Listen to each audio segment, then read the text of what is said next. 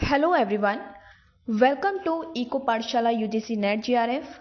मैं पूजा चौधरी आपके लिए लाई हूँ एक नई सीरीज़, ऐसी सीरीज़ जिसमें हम कवर करेंगे जीएस के 2020 क्वेश्चन। तो ये सीरीज़ उन स्टूडेंट्स के लिए हेल्पफुल रहेगी जो यूपीएचएससी 51, जीडीसी और अदर स्टेट लेवल के जो असिस्टेंट प्रोफेसर एग्ज़ाम हैं उनकी तैयारी कर रहे हैं और उसके लिए पेपर 1 में जीएस पढ़ना ज़रूरी है। तो ये जो सीरीज़ रहेगी ये एमसीक्यू बेस्ड पीवाईक्यू क्वेश्चंस की रहेगी, जिसमें हम सिर्फ पीवाईक्यू करेंगे। तो शुरू करते हैं। इसके साथ ही एक और इन्फॉर्मेशन, हमारी ये जीएस 2020 सीरीज़, ये जो क्लासेस होंगी ये मंडे टू फ्राइडे रहेंगी। ठीक है, मंडे टू फ्राइडे हम इन क्लासेस को करेंगे और इसका जो टाइमिंग रहेगा वो इवनिंग में 8 PM रहेगा। ठीक है, डेली मंडे से फ्राइडे तक 8 बजे सीरीज़ आएगी, जिसमें हम हर दिन एवरीडे हम लोग 20 क्वेश्चन करेंगे। ठीक है, तो आज जीएस 2020 सीरीज़ का पहला वीडियो है जिसको टेस्ट 1 का नाम दिया है और उसमें हम जीएस के 20 क्वेश्चन आज हम सॉल्व करेंगे। तो चलिए चलते हैं, शुरू करते हैं पहले क्वेश्चन के साथ। Question number 1. The shape of which tree is found in the seal from the Indus civilization? Sindhu सभ्यता से प्राप्त मोहरों में कौन से वृक्ष की आकृति मिली है? 4 ऑप्शन हैं, मैंगो, पारिजात, पीपल और साग। सिंधु घाटी सभ्यता एक विश्व की पहली फर्स्ट अर्बनाइज्ड सिटी थी, सिविलाइजेशन थी, जिसमें खुदाई में कुछ मुद्राएं, ठीक है, कुछ मोहरें प्राप्त हुई और उन पर कुछ एक वृक्ष की आकृति का उसमें कुछ सिंबल उसमें देखने को मिले थे। तो उसमें कौन सा ऐसा ऑप्शन है जिसके वृक्ष की आकृति का सिंबल उन मोहरों के ऊपर पाया गया था? तो इसका जो आंसर होगा वो ऑप्शन नंबर बी होगा, पीपल। पीपल के अलावा जो मोहरों पर जिन पौधों के आकृति के जो सिंबल हैं वो दिखाई मिले हैं, उनमें इसके अलावा खजूर, बनाना, नीम, इनके पौधों की आकृति के भी उसमें सिंबल पाए गए हैं। इसके अलावा हम पेड़ों को छोड़कर बात करें तो ये जो मोहरें हैं जो इंडस सिविलाइजेशन सिंधु घाटी सभ्यता से मिले हैं, वहाँ पर बहुत सारे जो पशु हैं उनके भी वहाँ सिंबल देखने को मिले हैं, जैसे गेंडा हो गया, टाइगर हो गया, हिरन हो गया, हाथी है, बकरा है, गौट है। ठीक है, तो इस तरह के कुछ जो पशु हैं उनके भी उसके ऊपर सिंबल पाए गए हैं। और इसके अलावा जो इंडस सिविलाइजेशन है, इसका जो टाइम पीरियड माना जाता है वो 2350 BC से ये माना जाता है 1750 BC का जो टाइम पीरियड है वो इंडस सिविलाइजेशन का टाइम पीरियड माना जाता है। ठीक है, तो इसका जो आंसर होगा वो ऑप्शन नंबर बी होगा। बी के अलावा भी कुछ ऐसे वृक्ष हैं जैसे खजूर का पेड़ हो गया, बनाना का पेड़ हो गया, नीम, तो इनके भी जो पेड़ हैं उनकी आकृति के भी सिंबल मोहरों के ऊपर मिले हैं। तो क्वेश्चन नंबर 1 का जो आंसर होगा वो ऑप्शन नंबर बी, पीपल होगा। Next question, which of the following medieval town was famous for the printed cotton cloth known as छीट? निम्नलिखित में से कौन सा मध्यकालीन शहर छीट नामक छपे हुए सूती कपड़ों के लिए प्रसिद्ध था? 4 ऑप्शन है, मांडू, थार, सिरोज, रायसेन। इसका जो आंसर होगा वो ऑप्शन नंबर बी होगा। सिरोज जो शहर है ये एमपी में पाया जाता है, मध्य प्रदेश में, और उस समय जो है इंडस सिविलाइजेशन के टाइम पीरियड पर हम बात करें तो सिरोज जो शहर था, सिटी था, वो सूती कपड़ों के लिए बहुत फेमस था, कॉटन क्लॉथ के लिए उस समय बहुत ज़्यादा फेमस था। तो इसका जो आंसर होगा वो ऑप्शन नंबर बी होगा। Next question, the shape of which tree, एक मिनट, ये क्वेश्चन वापस आ गया, इसको चेंज करती हूँ। ठीक है, अब next question, question number 3, the Malwa Samvat was also known as, Malwa Samvat इस नाम से भी जाना जाता है, कल्चुरी संवत, कृत संवत, शक संवत, गुप्त संवत। ठीक है, तो एक एक करके हम लोग पढ़ लेते हैं इनको। कल्चुरी संवत हमने नहीं पढ़ा है। कृत संवत जो है इसको विक्रम संवत के नाम से भी जाना जाता है, विक्रम संवत। के नाम से भी जाना जाता है और इसको मालव संवत के भी नाम से जाना जाता है। मालवा संवत, यानी कि जो कृत संवत है उसको दो और नामों से जाना जाता है, एक होता है विक्रम संवत और दूसरा है मालव संवत। ठीक है, तो इसका जो आंसर होगा वो ऑप्शन नंबर बी होगा। नेक्स्ट बाकी के जो ऑप्शन हैं हम उनको भी पढ़ लेते हैं। शक संवत, शक संवत जो है ये कुषाण डायनेस्टी का एक शासक था जिसका नाम है राजा कनिष्क, किंग कनिष्क। ये पेन राजा कनिष्क, किंग कनिष्क ने जो है शक संवत चलवाया था और ये टाइम पीरियड था इसका 78 एडी। ठीक है, 78 एडी में कनिष्क संवत ने शक संवत की स्थापना की थी, इसको शुरू किया था।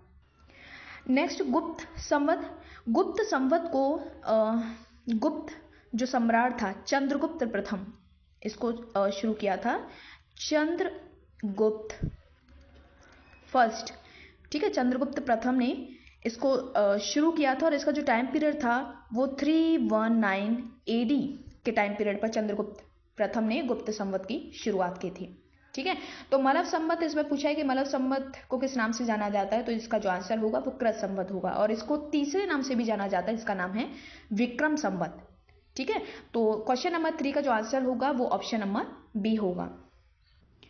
Next question, who said that victory of Mandu was the key of victory of South। ठीक है, ये स्टेटमेंट किसने दिया था? मांडुक विजय दक्षिण विजय की कुंजी था, यह किसने कहा था? इसके 4 ऑप्शन है, मलिक काफूर, शीतल देव, ऐनुल मुल्क मुल्तानी, आमिर खुसरो। ठीक है, 4 ऑप्शन है। तो पहले इस क्वेश्चन का आंसर निकालने से पहले हम देखेंगे मांडू क्या है, मांडू किसे कहते हैं। मांडू जो है नॉर्थ इंडिया और साउथ इंडिया को जोड़ने वाला एक महत्वपूर्ण, एक इम्पोर्टेंट प्लेस है। ठीक है, यानी कि कोई कंट्री अगर कोई राजा, कोई शहंशाह नॉर्थ इंडिया में रहता है, अगर उसने मांडू पर विजय प्राप्त कर ली तो इसका मतलब है कि उसका आसानी से साउथ इंडिया में एंट्री हो गई। यहाँ यानी कि मांडू से जो है नॉर्थ इंडिया साउथ इंडिया का मेन आना जाना रहता है, तो जिसने इस एरिया पर कवर कर लिया इसका मतलब है कि उसने साउथ इंडिया पर भी नियंत्रण कर लिया। तो इसीलिए इसमें उस समय जो है एक विद्वान थे जिन्होंने अपनी बुक में ये पब्लिश किया था कि अगर किसी राजा ने मांडू पर विजय प्राप्त कर ली इसका मतलब है कि उसने साउथ इंडिया को भी जीत लिया। तो यहाँ पर इसका जो आंसर होगा जिसने इस स्टेटमेंट को दिया था उनका नाम है अमीर खुसरो। अमीर खुसरो ने जो है ये स्टेटमेंट दिया था, तो इसका जो आंसर होगा वो ऑप्शन नंबर डी होगा। Next question, where was the capital of Raja Veer Singh Deo. Raja Veer Singh Deo की राजधानी कहाँ थी? तो राजा वीर सिंह देव, सबसे पहले हम समझेंगे राजा वीर सिंह देव कौन है। राजा वीर सिंह देव जो हैं बुंदेला डायनेस्टी, ठीक है, ये जो थे बुंदेला डायनेस्टी के शासक थे और ये कहाँ के राजा थे? ये ओरछा के राजा थे। कहाँ के? ओरछा के राजा थे और इनकी जो राजधानी थी वो गहोरा थी। ठीक है, गहोरा। राजा वीर सिंह देव किस डायनेस्टी के थे? ये बुंदेला डायनेस्टी के थे और ये किस राज्य के जो है राजा थे? ओरछा राज्य के राजा थे और इनकी जो राजधानी थी वो गहोरा थी। तो इसका जो आंसर होगा वो गहोरा होगा। ठीक है, इसके अलावा भी एक्स्ट्रा इन्फॉर्मेशन हम लोग पढ़ लेते हैं। ये जो ओरछा स्टेट है इसकी स्थापना किसने की थी? इसकी जो स्थापना की थी वो एक राजा थे जिनका नाम है रुद्र प्रताप सिंह। ठीक है, रुद्र प्रताप सिंह नामक एक राजा थे जिन्होंने ओरछा राज्य की स्थापना की थी और ये कब की थी? 16th सेंचुरी में। ठीक है, ये कुछ एक्स्ट्रा इन्फॉर्मेशन है, हो सकता है फ्यूचर में यहाँ से क्वेश्चन बन जाए। तो इसका जो आंसर होगा राजा वीर सिंह बुंदेला डायनेस्टी के ओरछा के राजा थे और उसकी जो राजधानी थी वो गहोरा थी और ओरछा राज्य की जो स्थापना की थी वो रुद्र प्रताप सिंह ने 16वीं सेंचुरी में उन्होंने की थी। तो इसका जो आंसर होगा वो ऑप्शन नंबर बी होगा। Next question, who was the original founder of Bhopal state. Bhopal state Bhopal state कहाँ पर है? ये एमपी में है। ठीक है, भोपाल स्टेट की स्थापना किसने की थी? 4 ऑप्शन है, दोस्त मोहम्मद खां, नवाब हमीदुल्ला खां, नर मोहम्मद खां, यासीन मोहम्मद खां। ठीक है, तो जो भोपाल स्टेट है इसकी जो स्थापना हुई थी वो 1924 ईस्वी में हुई थी और इसको एक अफगान सरदार थे जिसका नाम है दोस्त मोहम्मद, ठीक है, मोहम्मद खां। इन्होंने 1924 में भोपाल स्टेट की स्थापना की थी। ये दोस्त मोहम्मद खां, इनकी थोड़ा हिस्ट्री हम लोग पढ़ लेते हैं। ये मुगल डायनेस्टी में ये एक सैनिक थे, मुगल काल में ये सैनिक थे और भोपाल स्टेट से ऊपर मतलब नॉर्थ साइड में, मान लीजिए ये भोपाल स्टेट है, एक मिनट, ये भोपाल, ये मान लीजिए भोपाल स्टेट है और इस स्टेट से ऊपर एक शहर था जिसका नाम था मंगलगढ़। ठीक है, मंगलगढ़। तो वहाँ पर ये शासन करता था दोस्त मोहम्मद खां। फिर बाद में इसने जो है भोपाल स्टेट के ऊपर शासन किया था 1723 से लेकर के 1728 एडी तक इसने इस राज्य के ऊपर शासन किया और इसी के प्रयास से ही 1924 में ये एक स्टेट के रूप में स्थापित हुआ।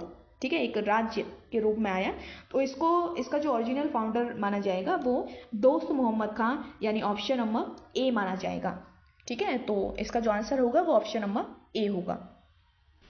Next question, in what context does Panahi and Upnah mention in the medieval Indian history? मध्यकालीन भारतीय इतिहास में पनही और उपान्ह का उल्लेख किस संदर्भ में मिलता है? इसके 4 ऑप्शन हैं, cloth, jewellery, accommodation and shoes. ठीक है, तो इसका जो पनही और उपान्ह होता है, इसका जो लिया गया था ये मेडिएवल एंशिएंट हिस्ट्री में, ये शूज, जूता से रिलेटेड ये वर्ड्स हैं। ठीक है, तो वहाँ से ये शब्द आया था और ये यूज होता था इंडस सिविलाइजेशन के दौरान। तो इसका जो आंसर होगा वो ऑप्शन नंबर डी होगा। नेक्स्ट क्वेश्चन, चचनामा के अनुसार, एक मिनट, चचनामा के अनुसार 6वीं और 7वीं शताब्दी में सिंधु देश की राजधानी क्या थी? ठीक है, तो इसमें ये इसका सिंधु देश की राजधानी क्या थी वो पूछा है। तो इसका जो आंसर है उसको समझने से पहले हम समझेंगे ये चचनामा क्या है। ठीक है, चचनामा ये एक बुक है। ठीक है, और इस बुक में जो इंफॉर्मेशन दिया गया है वो इंडस सिविलाइजेशन से रिलेटेड है, इंडस सिविलाइजेशन। ठीक है, इंडस सिविलाइजेशन से रिलेटेड है और इस बुक को लिखने वाले जो लेखक थे, जो राइटर थे, उनका नाम है अली अहमद। ये याद रखना पड़ेगा, हो सकता है कि इसके ऊपर क्वेश्चन बन जाए। तो अली अहमद ने चचनामा नामक एक बुक लिखी थी और इसमें जो आपको इन्फॉर्मेशन मिलेगी वो इंडस सिविलाइजेशन से मिलेगी। तो इसमें यही पूछा है कि 6वीं और 7वीं शताब्दी में जो इंडस सिविलाइजेशन था उसकी राजधानी क्या थी? तो इसका जो आंसर होगा वो है अरोड़ जो है इसकी राजधानी थी 6वीं 7वीं सिविलाइजेशन में। तो इसका जो आंसर होगा वो ऑप्शन नंबर बी होगा। Next question, which of the following inscriptions reveals information about silk weavers guild? रेशम बुनकरों की श्रेणी की जानकारी निम्नलिखित किस शिलालेख से मिलती है? रेशम बुनकर। ठीक है, इनके बारे में 4 ऑप्शन दिए हैं, दशपुर इंस्क्रिप्शन, प्रयाग प्रशस्ति, एरड इंस्क्रिप्शन, हाथी गुम्फा शिलालेख। ठीक है, तो सिल्क वीवर गुल से रिलेटेड एक अभिलेख था जिसका नाम है मंदसौर अभिलेख, मंदसौर इंस्क्रिप्शन। ठीक है, इस अभिलेख में जो है सिल्क वीवर जो रेशम बुनकर हैं उनके बारे में इंफॉर्मेशन मिलती है। मंदसौर जो है एक प्लेस का नाम है। ठीक है, एक प्लेस का नाम है और इसका एक पुराना नाम है जिसको हम कहते हैं दशपुर। ठीक है, मंदसौर का पुराना नाम है दशपुर। तो मंदसौर जो अभिलेख होता है, क्योंकि इसका पुराना नाम दशपुर है तो कभी कभी इसको जो है दशपुर इंस्क्रिप्शन भी कहा जाता है। मंदसौर अभिलेख को, मंदसौर इंस्क्रिप्शन को और दशपुर इंस्क्रिप्शन भी कहा जाता है। ठीक है, इसको फिर से समझ लीजिए। इसमें पूछा है कि इनमें से कौन सा ऐसा सोर्स है, ठीक है, जिसमें जो रेशम बुनकर हैं उनके बारे में इंफॉर्मेशन मिलती है। तो एक इंस्क्रिप्शन है जिसको हम कहते हैं मंदसौर इंस्क्रिप्शन, जो कि मंदसौर शहर में प्लेस पर ये पाया जाता है। और ये जो मंदसौर है, इस जगह का दूसरा नाम, एक प्राचीन नाम है जिस जो है दशपुर। ठीक है, तो कभी कभी क्योंकि दशपुर का नया नाम मंदसौर है, तो मंदसौर जो शिलालेख होगा, इंस्क्रिप्शन होगा, इसको दशपुर इंस्क्रिप्शन के नाम से भी जाना जाता है। तो यहाँ पर इसका जो आंसर होगा वो दशपुर इंस्क्रिप्शन होगा, और इसका दूसरा भी नाम है जिसको हम मंदसौर इंस्क्रिप्शन भी कहते हैं। तो इसका answer option number A correct होगा। Next question, Chanda Pradyota was ruler of which ancient republic? Chanda Pradyota किस प्राचीन गणराज्य के राजा थे? ठीक है, पहले इस क्वेश्चन को समझने से पहले हम समझेंगे ये चंड प्रद्योत है कौन। चंड प्रद्योत, ठीक है, ये जो है ये कहाँ का राजा था? ठीक है, इसको हम बाद में पढ़ेंगे, पहले पढ़ते हैं ये था कौन। इसका दूसरा नाम था, ठीक है, जिसको हम कहते हैं मलेच्छ हंता। मलेच्छ, ठीक है, मलेच्छ हंता। इसका क्या मतलब होता है? हंता। मलेच्छ का मतलब होता है फॉरेनर, या हम कहें विदेशी लोग, बाहरी लोग, फॉरेनर। ठीक है, फॉरेनर, विदेशी लोग। ठीक है, और हंता का मतलब होता है उसको मारने वाला। तो चंड प्रद्योत ने अपना एक नाम दिया था जिसमें मिलिच हंथा के नाम से वो फेमस था। इसका मतलब है कि उसने खुद को एक उपाधि दी थी कि वो जो बाहरी लोग हैं, विदेशी लोग हैं, ठीक है, इसका मतलब होता है विदेशी लोगों को मारने वाला। तो ये एक उसने टाइटल अपने नाम के साथ में उसने लगाया हुआ था। इसके अलावा चंड प्रद्योत का एक राजा के साथ युद्ध हुआ था। ठीक है, उस राजा को जो नाम था वो नरेश उद्यन था। क्या नाम था? नरेश उद्यन। नरेश उद्यन नाम का एक राजा था, उसके साथ में चंड प्रद्योत का एक बहुत लंबे समय तक युद्ध चला था, और उसके बाद उसको एक प्रॉब्लम हुई थी, एक बीमारी हुई थी, ठीक है, जिसको हम कहते हैं पीलिया रोग। पीलिया रोग, या हम कहें जॉन्डाइस। जॉन्डाइस नामक एक उसको बीमारी हुई थी। इस जॉन्डाइस इंग्लिश में, अपनी भाषा में कहें उसको पीलिया रोग हुआ था। ठीक है, चंड प्रद्योत को जो है अपने टाइम पीरियड पर, एक लंबे समय के बाद। और चंड प्रद्योत के टाइम पीरियड पर एक और शासक था जिसका नाम था बिंबिसार। ठीक है, क्या नाम था? बिंबिसार। जब बिंबिसार को पता चला कि जो चंड प्रद्योत है वो पीलिया से ग्रसित है, तो बिंबिसार के शासनकाल में एक फेमस डॉक्टर था, ठीक है, जिसका नाम था जीवक, एक राजवैद्य जिसे हम कहते हैं, राज का जो मेन जो डॉक्टर होता है उसका नाम है जीवक। तो बिंबिसार को जब पता चला कि जो चंड प्रद्योत है वो उसको पीलिया हुआ है, तो उसने जो है जीवक को जो है चंड प्रद्योत के सेवा के लिए, उसकी सर्विस के लिए उसके पास भेजा था। ठीक है, तो ये उससे रिलेटेड कुछ और इन्फॉर्मेशन है। और इसके अलावा जो चंड प्रद्योत था वो किस राज्य का शासक था? तो वो जो है अवंती का शासक था। एक मिनट,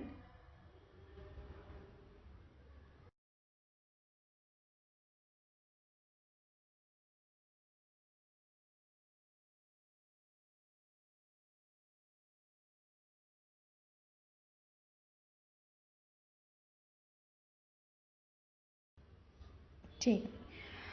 चंड प्रद्योत जो था वो अवंती का शासक था। ठीक है, अवंती का शासक था। उसका नरेश उद्यन के साथ काफी लंबे समय तक युद्ध चला था। उसके बाद उसको पीलिया रोग होता है, और उसके टाइम पर एक राजा था बिंबिसार, और बिंबिसार के राज्य में एक फेमस डॉक्टर था जिसका नाम था जीवक। जब बिंबिसार को पता चला कि वो बीमार है, तो उसने अपने राज्य से जीवक को उसकी सेवा के लिए भेजा था। तो इसका जो आंसर होगा वो अवंती का राजा था चंड प्रद्योत, तो इसका आंसर ऑप्शन नंबर सी होगा। Next question, the successor of शेरवास। शेर मतलब शेरशाह सूरी। ठीक है, तो शेरशाह का उत्तराधिकारी कौन था? तो सबसे पहले हम समझेंगे, इस क्वेश्चन को समझने से पहले, ये शेरशाह कौन है। शेरशाह जो है वो सूर डायनेस्टी, ठीक है, सूर डायनेस्टी का संस्थापक था शेरशाह सूरी। ठीक है, और ये सूर जाति का था, सूर जाति से था। और इसने जो है इस डायनेस्टी की नींव डाली थी, इसको स्थापित किया था शेरशाह ने। एक बार जो है 1545 ईस्वी में एक उसका प्रोजेक्ट था, एक अभियान था जिसको हम कहते हैं कालिंजर अभियान, ठीक है, या हम कहें Kalinjar project.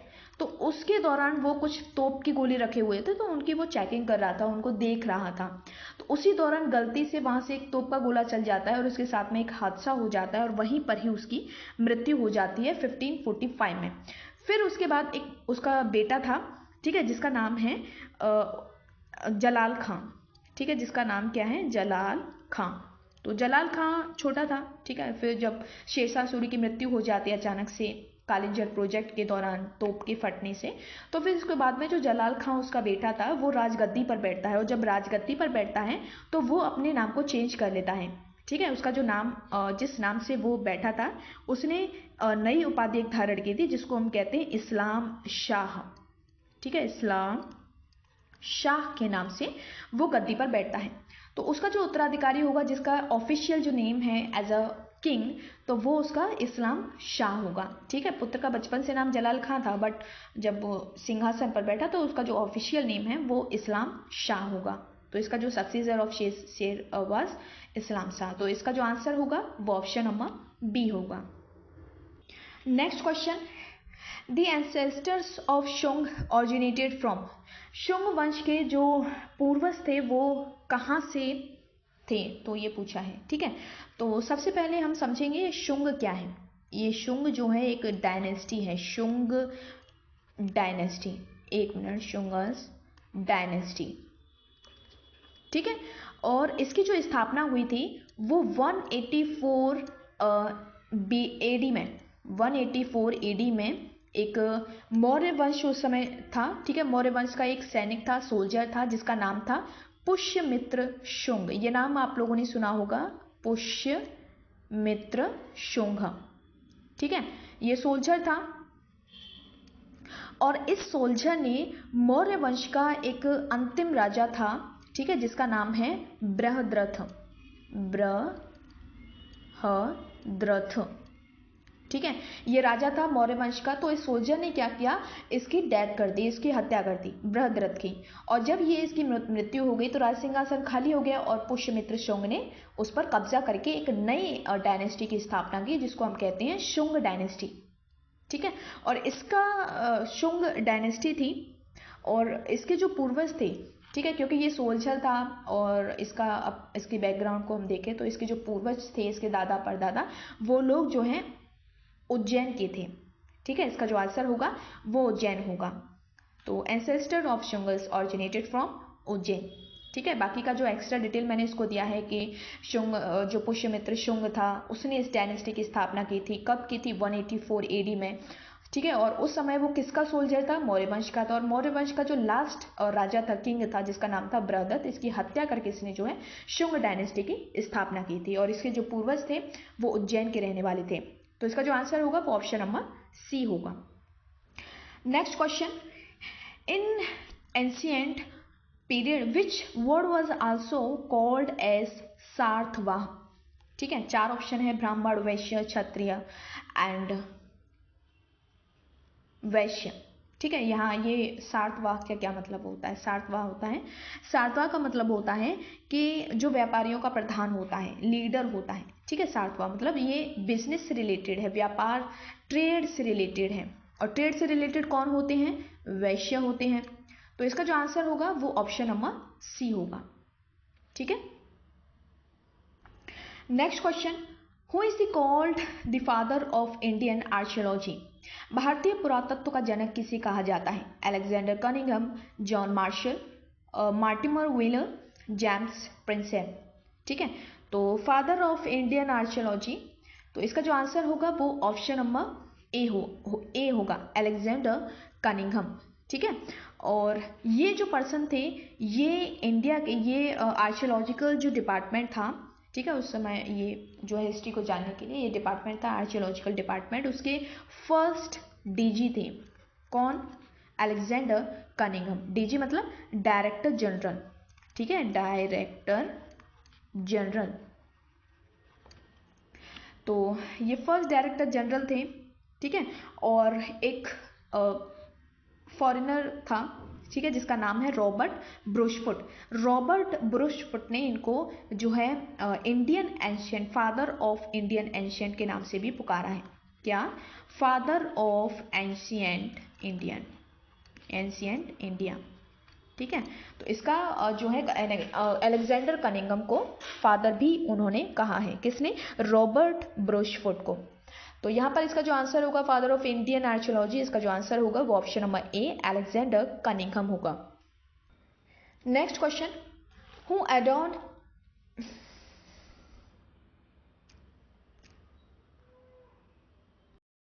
Next question, who adorn Ram Mohan Roy with the title of Raja? इनमें से किसने राम मोहन रॉय को राजा के टाइटल से संबोधित किया था? Aurangzeb, Robert Clive, Mahatma Gandhi and Mughal emperor Akbar second. इसका जो आंसर होगा वो ऑप्शन नंबर डी होगा, ठीक है। मुगल एम्परर अकबर जो द्वितीय था, उन्होंने राम मोहन राय को जो है राजा की उपाधि से, वर्ड से, टाइटल से उनको संबोधित किया था, ठीक है। इसके अलावा इसकी जो एक्स्ट्रा इन्फॉर्मेशन है वो भी हम पढ़ लेते हैं। तो अकबर ने क्या किया था, राम मोहन रॉय को जो है एक पेंशन से रिलेटेड एक प्रॉब्लम आ रही थी उस समय अकबर के शासनकाल में। तो इससे रिलेटेड जो विरोधाभास था, प्रॉब्लम थी, उसको समझने के लिए, उसके समाधान के लिए अकबर ने राम मोहन रॉय को, अकबर ने क्या किया कि इनको, राम मोहन रॉय को जो है पेंशन से रिलेटेड एक प्रॉब्लम थी, विसंगतियां आ रही थी, ठीक है, उसके शासनकाल में। तो उसको ठीक करने के लिए, उसको समझने के लिए और उसका जो सॉल्यूशन है उसको निकालने के लिए इन्होंने इनको ब्रिटेन भेजा, ठीक है। कहाँ भेजा? ब्रिटेन भेजा। और उस समय उनकी जो महारानी थी, जो ब्रिटेन की महारानी थी, उनसे कांटेक्ट करने के लिए इनको वहाँ भेजा था, ठीक है। फिर इसके बाद में जो राम मोहन रॉय हैं, उनकी 1833 में उनकी डेथ हो जाती है, ठीक है। तो ये एक्स्ट्रा कुछ इन्फॉर्मेशन है। इसके अलावा राम मोहन रॉय जो हैं, इन्होंने बहुत सारे, ये सोशल वर्कर थे, बहुत सारे इन्होंने समाज के कल्याण के लिए काम किए। जैसे सती प्रथा की जब हम बात करते हैं तो उसको बंद करने में इनका महत्वपूर्ण योगदान रहा, ठीक है। तो इसका जो आंसर होगा कि राम मोहन रॉय को राजा के वर्ड से किसने जो है संबोधित किया, तो इसका आंसर है option number D. Next question, which dynasty of Delhi सल्तनत ruled for the shortest period? Delhi सल्तनत के किस वंश ने सबसे कम समय तक शासन किया? ठीक है, चार ऑप्शन हैं, खिलजी वंश, सैयद वंश, तुगलक वंश और लोधी वंश। इस क्वेश्चन को समझने से पहले हम बाकी के ये जो चार हैं डायनेस्टी, तो इनका हम टाइम पीरियड एक बार देख लेते हैं, ठीक है। फिर उसमें ये है कि कौन टाइम पीरियड, किसका टाइम पीरियड सबसे शॉर्ट रहा था, तो वो इसी का आंसर होगा। तो सबसे पहले हम बात करेंगे खिलजी डायनेस्टी की, ठीक है, खिलजी डायनेस्टी। इसका जो टाइम पीरियड है वो है 1290 से लेकर के 1320, ठीक है, AD तक। नेक्स्ट है इसके बाद है तुगलक वंश। तो तुगलक डायनेस्टी का जो टाइम पीरियड है वो है 1320 से लेकर 1414, ये AD है, ठीक है, AD तक। नेक्स्ट है सैयद वंश, सैयद डायनेस्टी। इसका जो टाइम पीरियड है वो है 1414 से लेकर के 1451 तक। लोधी डायनेस्टी का जो टाइम पीरियड है वो है 1451 से लेकर के 1526 ईस्वी तक। अब इनका हम देख लेते हैं, ये कितना होता है। खिलजी वंश का जो टाइम पीरियड रहेगा वो 30 ईयर्स रहेगा, यानी कि 1320 से 1200 इतना घटाएंगे। 1414 में से 1320 तो 4, ठीक है, 40/2, तो इसका जो रहेगा वो 94 साल रहेगा। इसका जो रहेगा 1451 11, सैयद डायनेस्टी का जो रहेगा ये रहेगा 37 ईयर्स, ठीक है।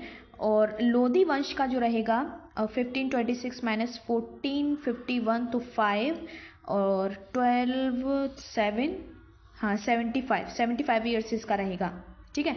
तो यहाँ पर हम देखेंगे सबसे छोटा किसका है, 30, 94, 37 एंड 75। तो इसका जो सबसे छोटा है वो इसका है, खिलजी वंश का, ठीक है। तो इसका जो आंसर होगा वो ऑप्शन नंबर ए होगा। Next question, Ghazi Malik was the founder of which dynasty? Tughlaq, Khilji, Syed and Lodhi. तो ये गाजी मलिक कौन है? इसका जो दूसरा नाम है, इसका दूसरा नाम है गियासुद्दीन, गियासुद्दीन, ठीक है, Tughlaq.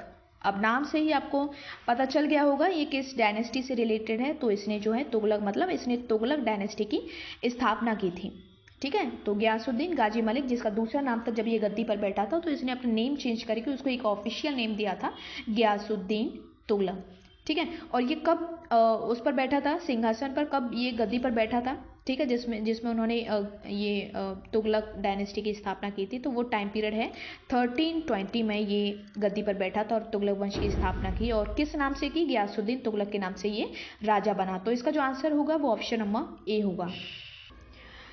Next question, Ain ul Mulk Multani did not serve under which of the following rulers. Ain ul Mulk मुल्तानी जो है, इसने किस शासक के जो है सेवा नहीं की है? अलाउद्दीन खिलजी, मोहम्मद बिन तुगलक, फिरोज तुगलक और इल्तुतमिश, ठीक है। ये जो वर्कर था, ठीक है, सोल्जर था, इसने अलाउद्दीन खिलजी के अंडर में काम किया है, इसने मोहम्मद बिन तुगलक के अंडर में काम किया है इसने, क्योंकि तुगलक है तो उस टाइम पीरियड में इसने अपनी सर्विस दी थी। तो ये फिरोज तुगलक के टाइम पर भी काम किया था, लेकिन इसने इल्तुतमिश के अंडर में इसने काम नहीं किया है, ठीक है, आइन उल मुल्तानी ने। तो इसका जो आंसर होगा वो ऑप्शन नंबर डी होगा। Next question, whom had Muhammad Ghori defeated in 1194 in the Battle of Chandawar. 1194 के चंदावर के युद्ध में मोहम्मद गौरी ने किसको हराया था? ठीक है, ये जो युद्ध हुआ था ये 1194 में हुआ था। और ये किन लोगों के बीच में हुआ था? ये दो लोगों के बीच में हुआ था। एक का नाम था मोहम्मद गौरी, जैसा कि क्वेश्चन में डाला हुआ है, ठीक है, गौरी के बीच में हुआ था। दूसरा जो पर्सन था उसका नाम था जयचंद, ठीक है, जयचंद। तो इसका जो आंसर होगा वो कुमारपाल, गोविंदराज, जयचंद, भीम द्वितीय। तो जयचंद इसका आंसर होगा, ठीक है। इन दोनों के बीच में काफी भयंकर युद्ध हुआ था और इसमें जयचंद की हार हुई थी, ये हार हुई थी और इसको मोहम्मद गौरी ने इसको मार डाला था, यानी इसकी डेथ कर दी थी, ठीक है। और जयचंद जो था ये गढ़वाल, ठीक है, गढ़वाल डायनेस्टी था, एक मिनट, डायनेस्टी इसका ये, एक मिनट, डायनेस्टी इसका ये लास्ट राजा था, ठीक है, ये मतलब अंतिम राजा था इसका, जयचंद जो है, जिसको मोहम्मद गौरी ने जिसकी हत्या की थी। गहरवाल, ठीक है, एक मिनट, ये मीनिंग गलत है, गहरवाल ऐसे नहीं, ये लिखा जाएगा गहरवाल,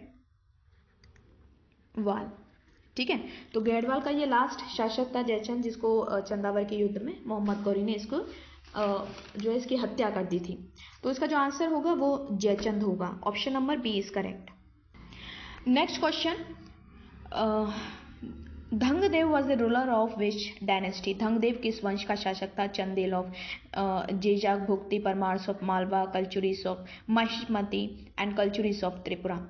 धंगदेव जो है ये चंदेल वंश का शासक था, ठीक है, चंदेल डायनेस्टी, चंदेला डायनेस्टी, ठीक है। तो इसका शासक था और उसके भी अलग अलग कैटेगरी थी, उसके भी अलग अलग भाग थे। तो जिसमें से चंदेलास ऑफ जेजाक भुक्ति इसका ये राजा था, धंगदेव, ठीक है। इसका जो आंसर होगा वो ऑप्शन नंबर ए होगा। यहीं पर ही आपके जो जीएस के 20 क्वेश्चन कंप्लीट होते हैं, ठीक है। इनको मैंने एक्सप्लेन करने की कोशिश की। अगर किसी भी प्रॉब्लम में आपको कोई दिक्कत होती है तो आप कमेंट बॉक्स में मुझे पूछ सकते हैं और उसका मैं जो है आपको एक्सप्लेनेशन दे सकती हूँ। तो यहाँ पर आज हमने 20 क्वेश्चन सॉल्व किए, ठीक है, जो जीएस के थे, और यहाँ पर हमने हिस्ट्री के 20 क्वेश्चन सॉल्व किए, ठीक है।